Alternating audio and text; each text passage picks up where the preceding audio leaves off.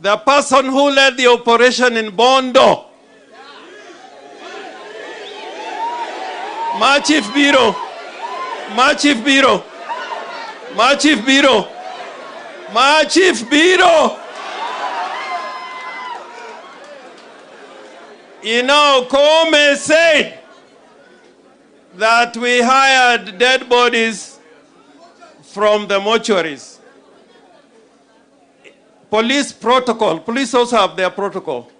When you die an unnatural death, whether in a hospital or outside the hospital, they cannot receive that body and conduct a post-mortem without the participation of the police.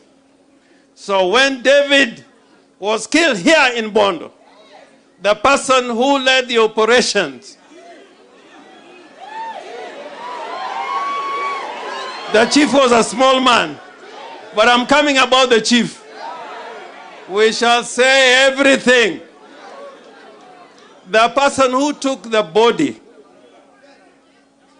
for post-mortem was one called, let me look at the name properly in case I'm accused. It was somebody called a sergeant. No, it's not a sergeant. It was not even a corporal. Somebody called Bundotich.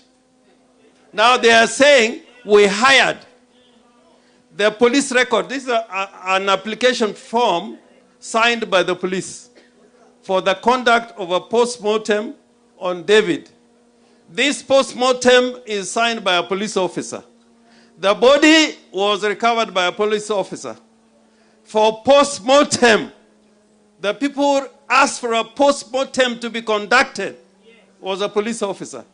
The person who escorted the body to the mortuary and also for the post-mortem was a police officer. Now, there is another of our friends called Eliam Michael Oduor. Michael died in Kisumu.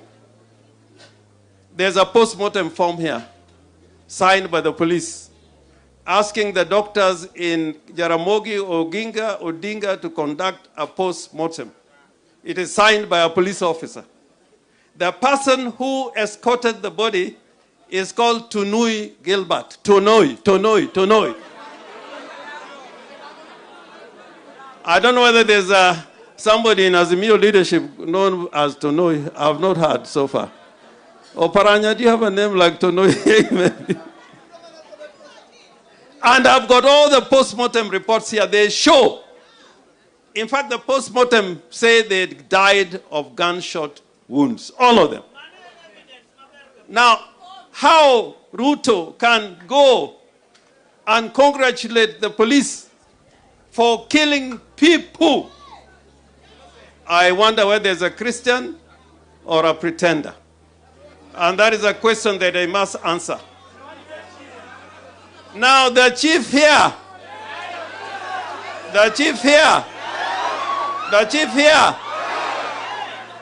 and the police ni goma makma. Manamo jigiowang. Manamo jigiowang.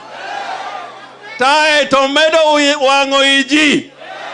No kao Kenya kwanza lilo. Temodi ko idalage. En bino waburo rango wachne. Warango se ke warangi. Warango se ke warangi.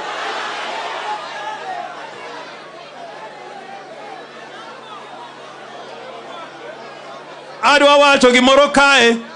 I want to tell you and tell the whole nation that the killing during Maandamano was something which was planned in the National Security Council chaired by Ruto. And I'll tell you why. I'll tell you why it was planned by Ruto. Never before, Raila and myself have been in demonstrations since Kenyatta's days. There are things that happened during this Maandamano that we've never seen before. And I'll go one by one. I have never seen, even when we went to Kamkunji, that assault weapons were being used against the people. was an assault weapon. An assault weapon